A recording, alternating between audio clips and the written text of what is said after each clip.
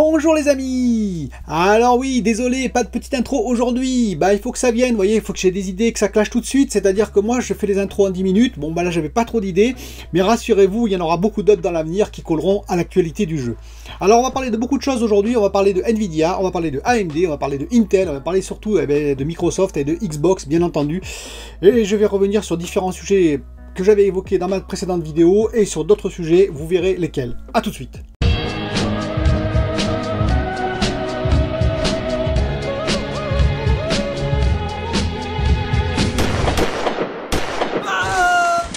Alors pour commencer, on va parler de ma dernière vidéo où j'avais évoqué, si vous l'avez suivi, est-ce qu'un nouveau rachat de studio ce serait bien ou pas? Donc rassurez-vous, hein, moi je suis très content pour Xbox et puis pour les joueurs de Xbox, et je ne critique pas du tout, on va dire, la stratégie de Phil Spencer, bien au contraire. Je me posais simplement une question, vous avez été nombreux à y répondre, certains dans l'affirmative, d'autres en opposition avec ce que j'avais dit. C'est tout à fait normal et c'est justement là le sens des critiques et des chroniques que je fais.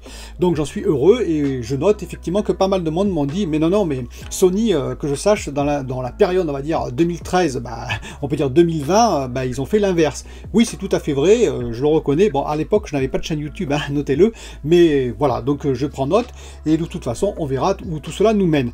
En tout cas, oui, on voit bien la stratégie de... Alors, il y en a d'autres qui m'ont dit, oui, mais de toute façon, c'est pas Sony l'adversaire de Microsoft. Oui, mais ça, je l'avais déjà dit. Si vous suivez mes vidéos, ça fait longtemps que je l'ai dit, que effectivement, l'adversaire, on va dire, actuel de Microsoft, de Xbox, c'est quoi? C'est Google et évidemment maintenant Amazon avec Luna et Google avec Stadia. GeForce Now, Nvidia, je me mets vraiment de côté, ils sont beaucoup plus petits, voilà, c'est pas eux qui vont, on va dire, bousculer le jeu en termes de cloud pour l'instant. Et oui, donc effectivement, Phil Spencer, il a dans la ligne de mire, effectivement, Google et Amazon, qui sont deux gros clients quand même, il faut bien l'avouer. Alors, qu'est-ce qu'il va faire? On le voit, il intensifie le xCloud. D'ailleurs, en 2021, on a appris que le xCloud allait se déployer normalement sur PC, ce qui est très intéressant, et qui allait sur iOS, normalement, par le web, c'est à voir, et évidemment sur tablette, sur Android, c'est déjà fait, bref, et surtout, et oui, c'est ça qui est plus important, dans une deuxième phase, mais sur les consoles, et en particulier sur la Xbox One. Et oui, la Xbox One, c'est-à-dire que la Xbox One servirait de transmetteur, entre guillemets, pour le xCloud, ce qui ferait qu'on peut se poser même la question, est-ce que c'est intéressant finalement d'acheter une Xbox Series X et une Xbox Series S? Alors moi je pense que oui, pour différentes raisons, mais ça veut dire que votre, entre guillemets, vieille Xbox One pourrait servir encore dans le futur et pourrait vous permettre de faire du cloud, ce qui serait quand même assez intéressant avec en particulier le Game Pass. Donc on voit que la stratégie de Phil Spencer, c'est d'abord d'appuyer sur le cloud, sur les services et sur le cloud. Il dit qu'il croit encore à la console physique, mais on voit quand même dans son esprit qu'il sait que l'avenir quand même ce sera sur le cloud, que ça nous plaise ou non, et que ce sera vraiment là dans 7 ans, 10 ans, 15 ans, on ne sait pas l'échéance, mais que voilà, ça passera quasiment tout sur le cloud d'ici peut-être une vingtaine d'années, mais que ce sera ça l'avenir. Et donc lui, il veut être leader dans ce domaine, et vraiment il fait tout pour ça. Mais Xbox ne met pas tous ses œufs dans le même panier, et oui, parce qu'il continue également à intensifier les studios, comme j'avais expliqué, 23 studios, dont un qui s'appelle The Initiative. Alors il y en a certains qui en ont parlé, j'ai vu sur des forums un peu en mal en disant oui, mais parce que The Initiative, je vous précise, il y a quand même de très grosses recrues qui sont en train de se faire, en particulier deux personnes de Naughty Dog par exemple, qui sont assez importantes, sont parties chez The Initiative. Avant, il y avait plein d'autres développeurs plutôt aguerris qui ont rejoint l'équipe de The Initiative. The Initiative dirigée par Gareth Gallagher, en particulier, quelqu'un qui a vraiment un énorme background, qui a beaucoup travaillé sur...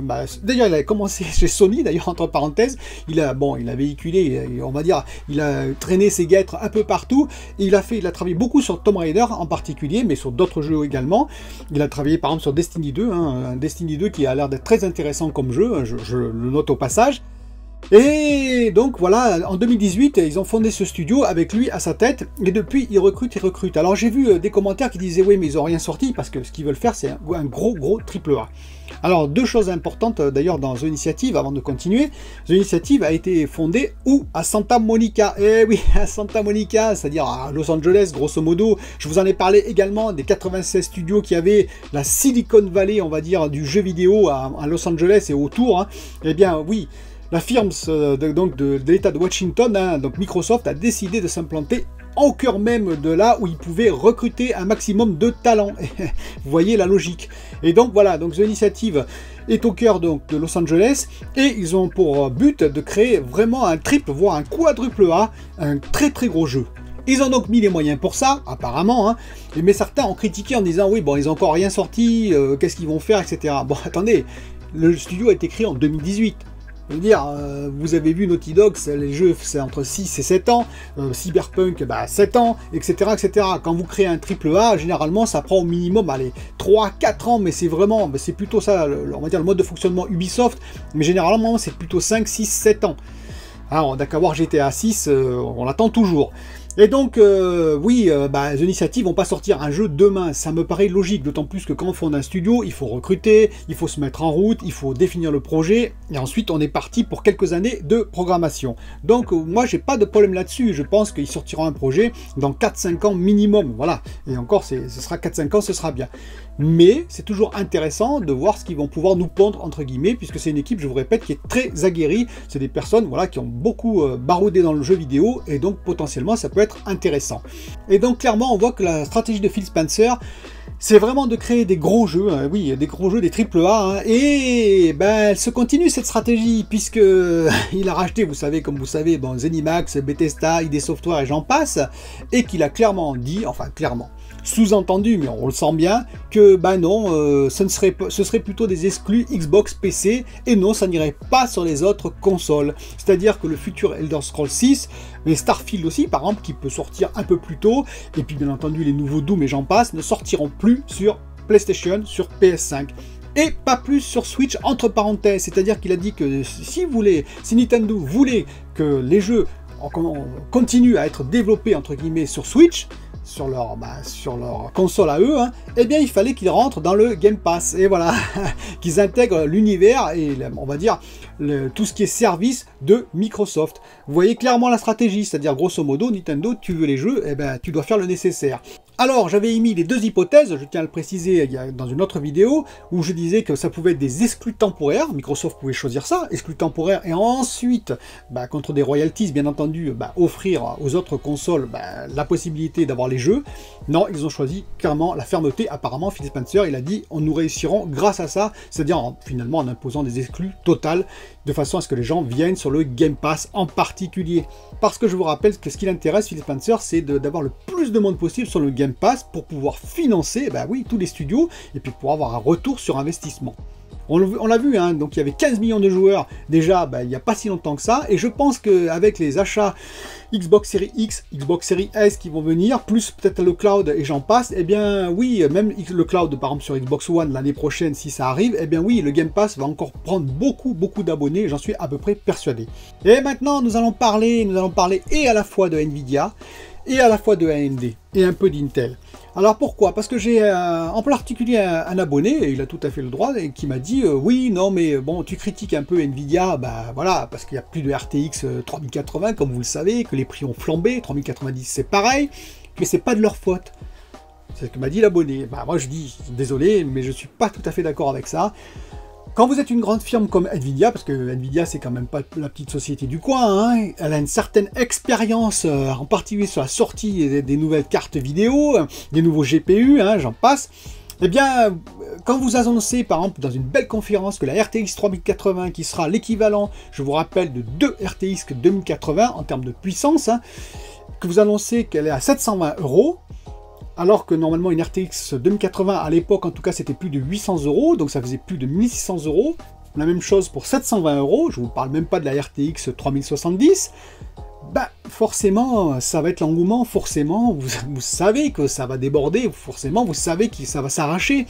Et vous savez également, parce que vous avez l'expérience, qu'il y a potentiellement des mineurs, mais en tout cas des gens qui veulent faire, on va dire, du marché, qui veulent se faire des profits un peu de façon anormale sur votre dos, qui vont acheter en masse des cartes vidéo, vos cartes vidéo, vos cartes fondeurs, et donc qui vont un peu dévaliser le stock. D'autant plus que vous connaissez la production chez Samsung, puisqu'ils produisent chez Samsung en 8 nanomètres, et que vous savez qu'elle n'est pas très bonne. Et ça, je peux le certifier. Autant en 7 nanomètres TSMC, j'avais dit peut-être que la PS5 a un peu, on va dire, des rendements un peu bas, peut-être même que la Xbox Series X a des rendements un peu bas, et que c'est pour ça que nous avons une pénurie un peu généralisée.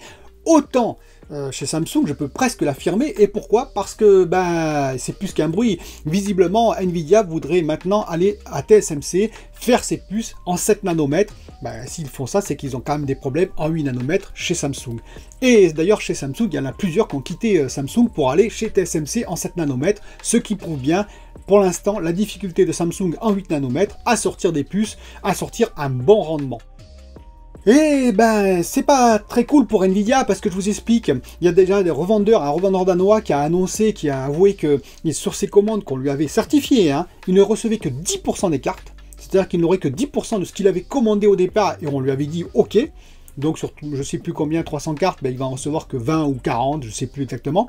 Donc ça veut dire une pénurie totale, ça veut dire qu'il y a des gens qui ne vont pas être livrés tout de suite, et même je peux dire que des gens qui ont précommandé vont être livrés très très loin, ça veut dire des gens qui attendent encore leur carte. Je parle pour celles qui sont à 720 euros, et même après celles à 850, à 1000 euros, on voit des prix flamber, il y a une rupture totale. Et ça va pas s'arranger, pourquoi? Parce que quand vous transférez une techno, un process, un design, par exemple de Samsung à TSMC, ça va prendre des mois. Et oui, parce qu'il faut tout requalifier. Vous n'arrivez pas comme ça, vous mettez votre petit design, en plus de 8 nanomètres à 7 nanomètres, le process est toujours un peu différent, et il faut ajuster, etc. Et vous n'arrivez pas, vous mettez votre design et tout est fait. Non, non, non, il y a des masques à construire, il y a de la vérification à faire, il y a le DRM, donc le Design Rule Material qu'il faut vérifier, il faut faire ensuite de la qualification du produit, de ce qui va sortir de chez TSMC, voir si tout est robuste, etc., etc., etc. Donc il y en a pour des mois quand même, avant qu'on sorte les premières puces et qu'on les vende de TSMC. À moins qu'ils aient prévu avant, et qu'ils ne nous l'aient pas dit, bien entendu. C'est-à-dire qu'ils auraient déjà, depuis plusieurs mois, anticipé et envoyé leur design à TSMC sans qu'on le sache. Mais sinon, s'ils l'ont fait que maintenant, je vous le dis, ça va prendre quand même un certain temps. Et donc, on va avoir une pénurie totale voilà, de RTX en l'occurrence. Excusez-moi le terme, c'est le bordel chez Nvidia. Et ça profite à qui tout ça? Ça profite à AMD, bien sûr, parce qu'AMD, je vous rappelle qu'eux, ils produisent déjà chez TSMC en 7 nanomètres. Eh oui. Donc eux, ils sont dans la bonne fable, entre guillemets, et eux, ils produisent à plein tube, je pense. Même si on peut dire que là aussi, il va y avoir des stocks critiques, puisqu'on voit déjà l'Xbox Series X et la PS5, en plus maintenant les cartes AMD, en plus les CPU, les GPU, bon voilà. Mais bref, ils produisent à la bonne fable, et on peut se dire que ça va leur profiter, car ils ont fait leur conférence maintenant, vous avez vu, leur conférence sur le CPU, j'en parlerai après, et la GPU, ça va arriver très très bientôt. Et on peut dire que si des cartes sortent rapidement pour AMD, c'est tout bénef pour eux, s'ils prévoient un peu plus que Nvidia, bien entendu. En tout cas, s'ils arrivent à contrer l'effet, on va dire, mineur, et l'effet spéculatif surtout, c'est-à-dire des gens qui achèteraient des cartes pour la spéculation et qui les revendraient bien plus cher. Mais pour AMD, c'est quand même le bon créneau, je dirais, juste en plus avant Noël, vous voyez, pendant les 2 ou 3 mois, voire 4 mois où Nvidia va avoir des difficultés. Et ce n'est pas tout, leur CPU arrive aussi, vous le savez, vous avez vu la conférence, les 5XXX, qui contre de très belle façon, on va dire, les puces actuelles Intel, et Intel, avec sa série Rockstar, ne sortira pas avant 2021, peut-être en mars. D'autant plus que Rockstar, je suis assez surpris, mais j'ai lu une annonce dessus, où il resterait en 14 nanomètres pour l'instant, alors que je vous rappelle que AMD est en 7 nanomètres. Et ça fait toute la différence en termes de prix, en termes de prix de revient, en termes de vitesse aussi. Je suis un peu surpris, même s'ils vont améliorer, on va dire, par leur architecture, Intel, je suis quand même surpris qu'ils restent en 14 nanomètres, alors ça c'est une information à vérifier. Mais en tout cas, AMD, là, ils ont un créneau de 4-5 mois pour vraiment profiter, je dirais, de l'effet que Intel, ils vont être un peu derrière maintenant grâce aux puces 5XXX, et pour les GPU, Nvidia n'arrive pas à sortir ses cartes, donc si AMD arrive à sortir, c'est tout bénef pour eux. Dites-moi ce que vous en pensez dans les commentaires. Moi, personnellement, j'ai une dernière news à vous faire, une petite news assez marrante. C'est que, voilà, alors je suis allé chez Micromania, et oui, comme je vous l'avais dit, 50 €, j'ai réservé ma Xbox Series X, parce que voilà, il n'y en avait nulle part, et au moment où je réserve, c'était 15 h. Ouais, ça vous dit quelque chose, 15 h, c'était 15 h le vendredi, en même temps, on a appris que pendant 30 minutes, parce que c'est parti très très vite, il y avait des précommandes à nouveau à la Fnac. Voilà, donc je suis maudit, je vous le dis tout de suite, je suis absolument maudit, j'avais manqué la deuxième précommande, j'étais en voiture de la PS5, je manque la deuxième précommande, on va dire, de Xbox Series X. Ce n'est pas grave, je l'aurai un jour, mais Micromania, d'ailleurs, ils ont été francs, bon, le vendeur a été franc, ils ont annoncé que eux, ils n'avaient pas de visibilité, que ce ne serait peut-être pas avant Noël, peut-être même après, pour la Xbox Series X, je parle bien, la PS5 étant, ils disent qu'ils ne prennent plus rien, parce que la PS5, avril, comme je vous ai expliqué, peut-être, on verra. Voilà, toutes les news, j'attends vos commentaires nombreux comme d'habitude, et je vous dis à bientôt.